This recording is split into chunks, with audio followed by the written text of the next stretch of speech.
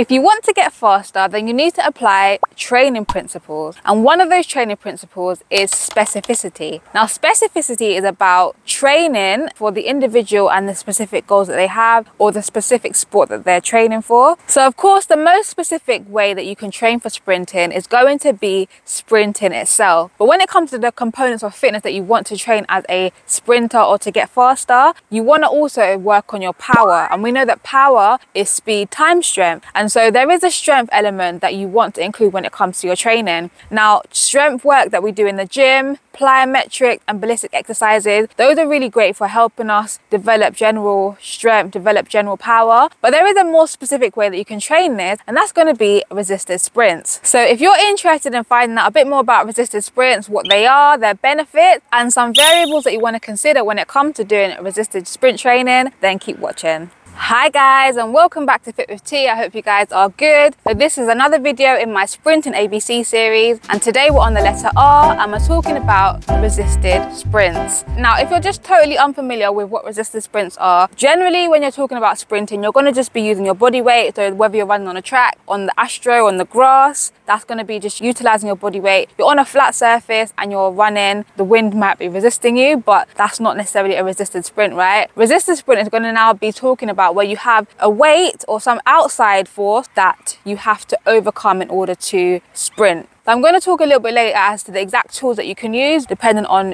what equipment you have available, your financial position and different options that you might want to incorporate to help you get the same benefits for resisted sprinting, okay?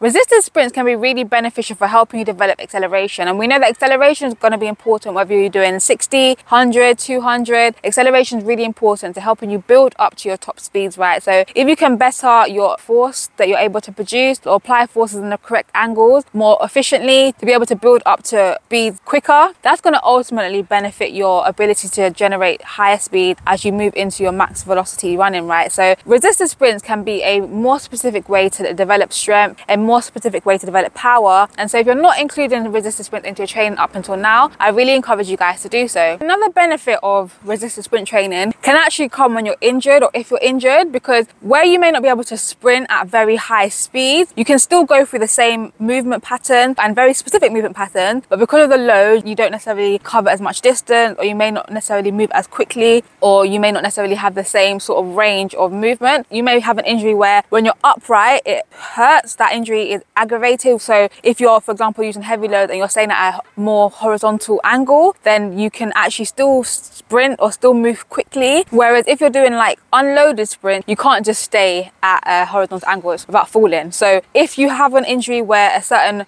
movement pattern actually aggravates that injury, you may be able to use resisted sprints to still get speed, to still develop power, technique, but staying at maybe that horizontal angle, or maybe not running as quickly. So resisted sprints can be useful in that way as well. So I want to talk about 9 variables for you to consider, or 9 things to think about when it comes to doing resisted sprint training, okay? So the first one is going to be exercises that you can use for resisted sprints. So even though I'm saying resisted sprint, you can actually use resistance for drills, for bounding or plyometric type exercises, and for sprinting. So even though I'm saying resistance sprints, you can actually utilize it in this way. If you're in a place where maybe it's injury, maybe it's just skill development at the time, or maybe it's just like level of fitness at the time, then again, you can actually utilize resistance, and this can be part of your development before moving into actual sprinting. So another thing to think about is load, all right? So when you're doing resistance sprint training, you want to think about the load that you're using according to the goal of that session, according to a number of other variables that I'm going to talk about as well. So you have to watch all 9 of them if you want to get the full picture. When it comes to resistance sprints, you can go from extremely heavy to extremely light. Heavier loads is going to mean that you're not able to move as fast, and therefore you're going to be working more on your ability to produce force, and more so developing your technique, your ability to get those horizontal angles that you may not be able to produce by yourself. So the heavier the load, the less fast you're going to be able to run, but the more forces you're going to be producing. The lighter the load, the quicker you're going to to be able to run, and probably the longer distances you're going to be able to run over, working more so for the later phases or into your upright running phases of your running. So depending on the load can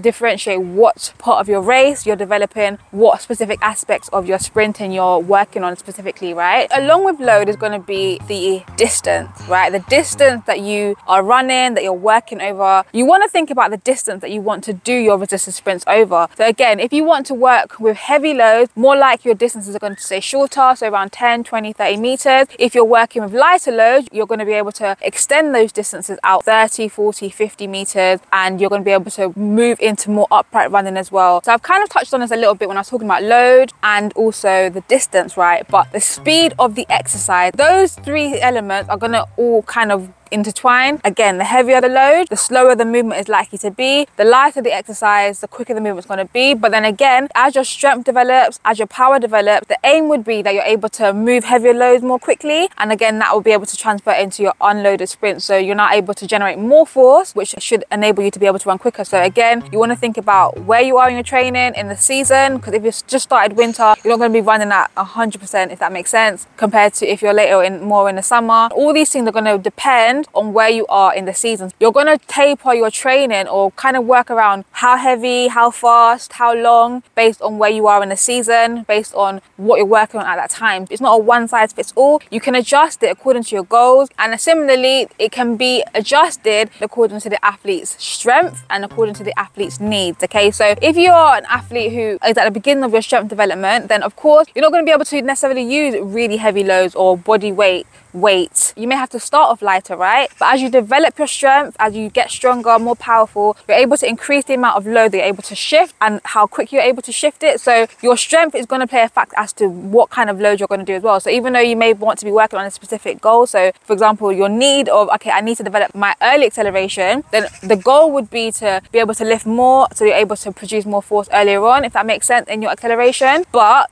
your strength and where you are at present is going to play a role as to what you can actually do, if that makes sense. So yes, in general, very heavy loads, shorter distances for early acceleration, lighter loads, longer distances for later acceleration or more into your max velocity running. But again, depending on where you are in your fitness, in your journey, in your strength, and even in terms of are you fit or like not injured or injured, those variables are going to determine how you utilize resistance sprints as well. The last 2 points I want to make, I want to finish up by talking about how you can do sessions and also the tools that you can use for your resistance sprint training sessions, right? So first of all, how you can put your session together. So you can do resistance sprints where that is the session, if that makes sense. So you don't do any unloaded running in that session, that's the whole session, right? But you can also do it where you do like complex, where you do maybe 2 resistance sprints and then you do 2 unresisted, or however you want to do the combination, but where you kind of use the resistance sprint to work on certain aspects to get the feelings that you're looking for, and then do a confirmation run without any load so that you can try to do the same movement, try to get the same feeling and produce the same sort of force without any load, right? So the session doesn't have to necessarily be that's the only thing you do. You can combine, like I said, you can progress it. So you started off with some drills, you did some plyometrics, and then you moved into some sprinting on the cable, sled, or whatever. I'm going to talk about all the tools in a second. Again, there's so many ways you can put this together, but it's definitely something that you want to incorporate into your running if you want to develop your specific power, your specific strength, and help to develop your speed. Before I get onto the tools you can use for your resistance sprint training, if this video has been helpful for you guys, please can give it a big thumbs up to let me know, to let the algorithm know, and so that more athletes like you can see this video. But now let me talk about the tools that you can use, and I'm going to try to like kind of put them in an order as best as I can. I may not get the order perfect, guys, but I'm gonna try as best as I can to just kind of put it in order of less specific to more specific, or like cheaper options to more expensive options. So I'm gonna start with stairs, right? So if you don't have any tools and you just have yourself, you can utilize stairs. Now stairs is obviously, it's cheap because you don't need to buy stairs, but at your stadium you must have stairs. You know, somewhere has stairs, it's quite easy to find stairs, right? It can be a great way to develop earlier on in the season when you're developing fitness and you want to develop some strength. It's kind of a drills resistance, does that make sense? So like high knees up the stairs, bound up the stairs, that sort of thing. It's still beneficial and it can still transfer, but it's not as specific as resistance sprint. Okay, so then I'm gonna say hills, right? So similarly to stairs, you can do hills. I think hills is a bit more specific than stairs because you actually are running. You can get into more of an acceleration position on a hill. And again, you don't have to buy hills. You can find a hill. You can go in trainers and you can go in spikes. So it's a bit more specific. And again, it's another way to incorporate resistance runs if you don't have access to any additional tools that you have to actually purchase. I'm also gonna say parachute, okay? parachute is quite generally cheap. It's not one of my favorites. I think unless it's very windy day, I don't really like it personally. It doesn't give as much resistance really, and you can't really alter the resistance. It's just whatever wind is there or whatever resistance you're making with your own movement sort of thing. It can be specific because you can run on a track, on a grass, on a field, astro, wherever you're running. You just put it on and it goes behind you. But like I said, if it's not very windy, if you're a fast athlete, a strong athlete, I don't really think it's that beneficial personally. I think maybe for younger athletes it's a good way to introduce resistance running. It's a cheaper option as well.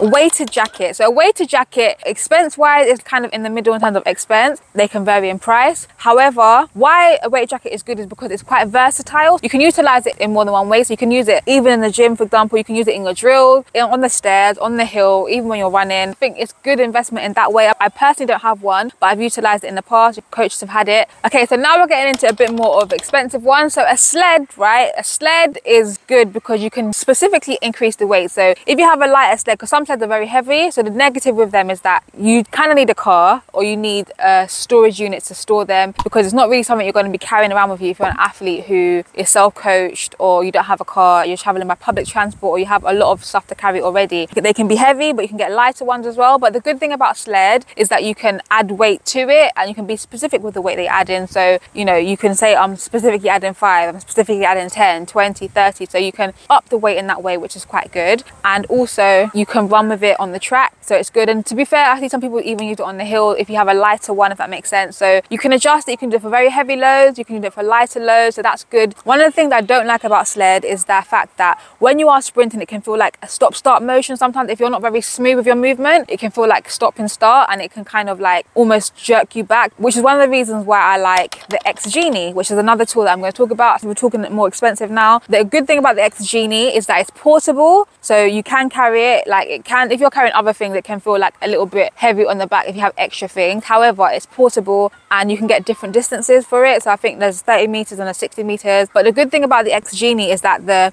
resistance kind of stays consistent once you're moving, whereas the sled is kind of that stop-start movement. The X Genie is a bit more like consistent, so that's a good thing about the X Genie. But again, they're very similar in terms of how you're able to utilize them. The setup for an X Genie is a bit more complicated compared to a sled. A sled is just a sled, it's there, whereas the X Genie, you kind of have to set it up, if that makes sense. And it can get hot if you're utilizing it a lot and it's hot. X Genies can kind of overheat a little bit. So there's those little things, but it's very good. A bit more on the expensive side and a bit more on the side of carrying extra equipment with you. If you don't want to do that, then you might want to use some of the earlier options that I've mentioned. So another one I'm going to say is a prowler. So whereas the X Genie and a sled, you pull from behind you, a prowler is the one that you push in front of you. And it can be really good for developing acceleration. Again, similar thing, working on movement. And again, you can load it up. That one is not one that you're going to be carrying yourself.